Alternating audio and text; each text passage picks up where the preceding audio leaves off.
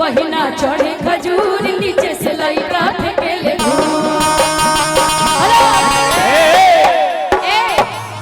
रुका हो। ये आपकी तरफ से है ना?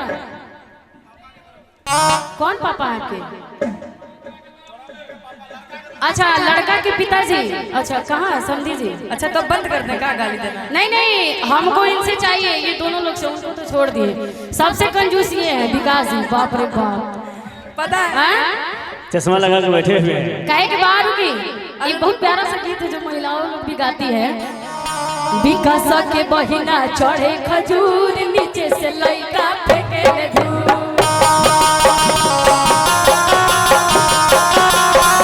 विकास के बहिना चढ़े खजूर नीचे से लइका फेंकेले धूल।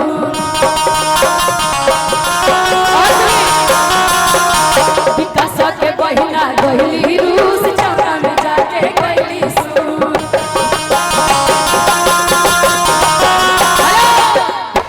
ये गौरव के बहिना गइली रूस आ चौरा में जाके गइली सूत। आ जान तनी जब सुतेली ता कि चौरा के गदहा आवेला हे कोहे को के जगावेला।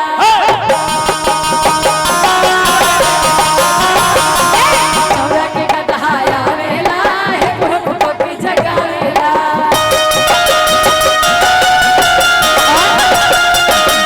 हरी के तीन पत्ता, हरी के तीन पत्ता, तीनों के तीनों कचनार रे। हरी के तीन पत्ता, तीनों के तीनों कचनार। और विकास भड़ुआ के तीन गो बहिनिया, विकास जी के तीन गो बहिनिया, तीनों के तीनों छिनार रे। विकास जी के तीन गो बहिनिया, तीनों के तीनों छिनार रे। और सुनिए ये इनकी जो तीनों बहिनियां हैं तीन तरह की है। चलते रहिए चलिए। तीनों तीन तरह की जानती है कैसे कैसे?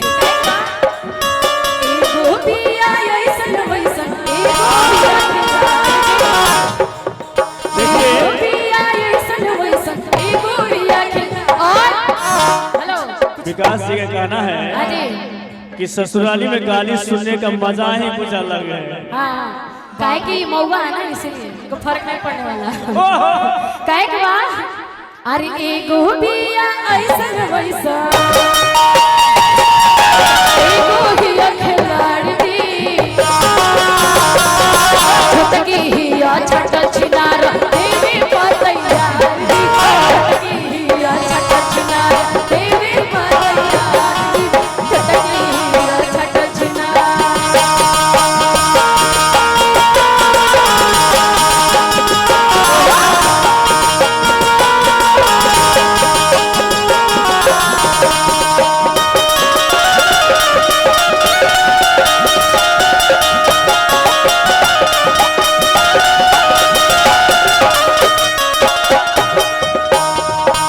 और कहेंगे तनी ताकला ते बोली पक्का लिखल बा, तनी ताकला ते बोली पक्का लिखल बा, तनी ताकला अतवार लिखल बा हो सुमार लिखल बा, अतवार लिखल बा हो सुमार। कहे के बा कि अतवार लिखल बा हो सुमार लिखल बा। और विकास के दीदी के भतार लिखल बा, तनी ताकला ते बोली पक्का लिखल बा, तनी ताकला ते बोली पक्का लिखल बा, तनी ताकला अतवार लिखल बा हो सुमार लिखल बा,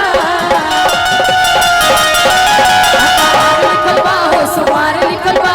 विकास के दीदी के भतार लिखल बा, तनी ताकला ते बोली पक्का लिखल बा, तनी ताकला ते बोली पक्का लिखल बा, तनी ताकला। अरे अब तो कुछ दे दीजिए महाराज। बस रे बस। वो जोरदार तालियां हो जाएगी विकास जी के लिए। हम कलाकारों का ऐसा दिन आ गया कि मांगना पड़ रहा है। बड़ी खुश हुए तो 500 दे दिए। अरे गाने वाले 3 लोग हैं भैया, और खुश कर देना। चलिए रहने दीजिए।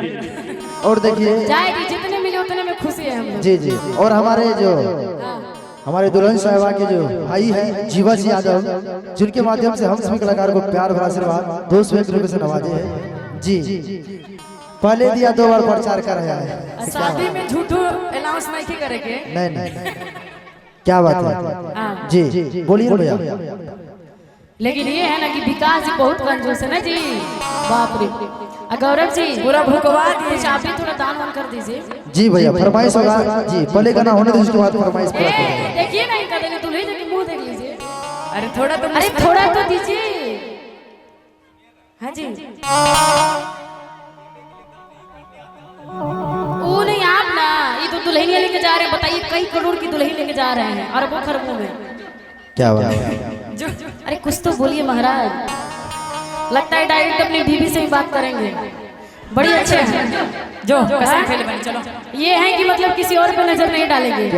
एगो गाना था कि केहू और के बानी फिलहाल तू लाइन मत मारा ना।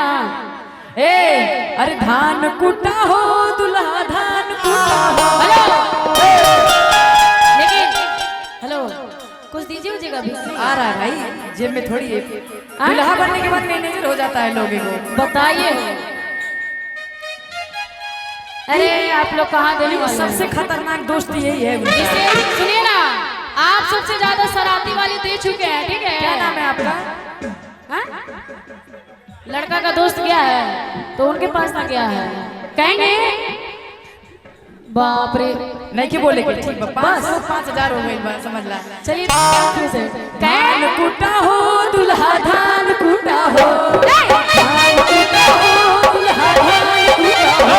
अपन बहिनी के ओखरी में धान कुटा हो, अपन बहिनी के ओखरी में धान कुटा हो। धान कुटा हो, धान कुटा हो, अपन बहिनी के ओखरी में धान कुटा हो, अपन बहिनी के ओखरी में धान कुटा हो। थोड़ा फिर हाँ बोलिए ना। बहुत देर से परेशान किए हैं आप लोगों ने। जी थोड़ा इनके तरफ से भी हो जाए हो जाए। ताकि इनका भी हौसला बुलंद हो जाए। बोलिए ना।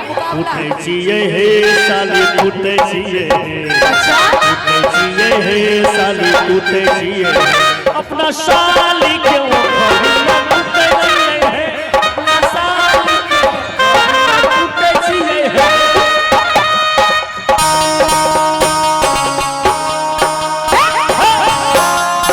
आप लोग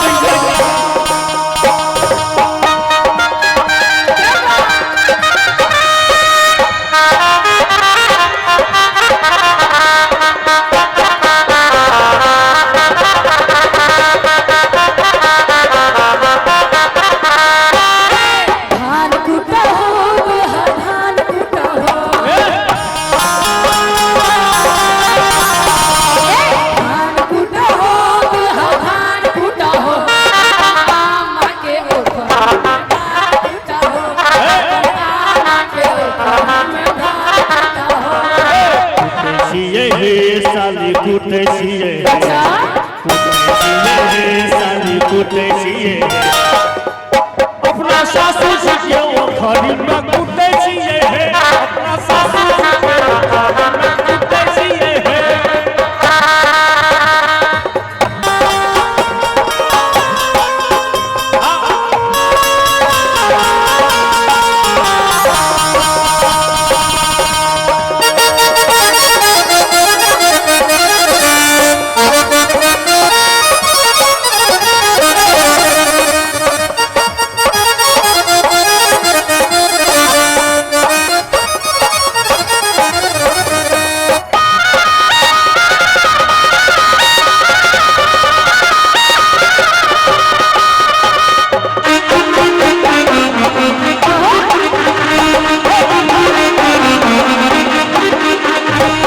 धान कुटा हो दुल्हा धान कुटा हो। गौरव जी की दीदी का क्या नाम है? आप सबको तो पता होगा ना। ना शरारती वाले नाम नहीं मालूम है?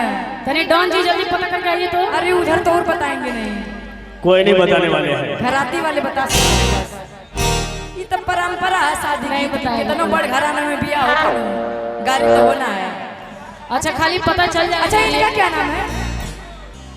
हाँ? दिलखुश। धान कुटा हो दिलखुश धान कुटा हो, धान कूटा हो गुस्सा धान कूटा हो अपन बहिनी अपन बहिनी के ऊपर में धान कूटा हो हे साली कूटे छिए साली कूटे छिए अपना साली जी के वो खरी में कूटे छिए अपना साली जी के वो खरी में कूटे छिए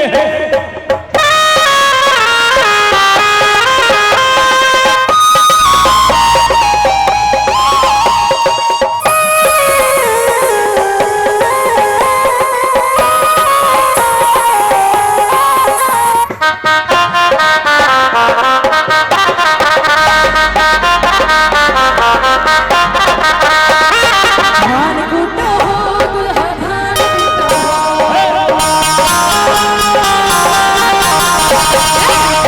कूटा हो दुल्हा धान कूटा हो अपन मौसी के ओखरी में धान कूटा हो अपन मौसी के ओखरी में धान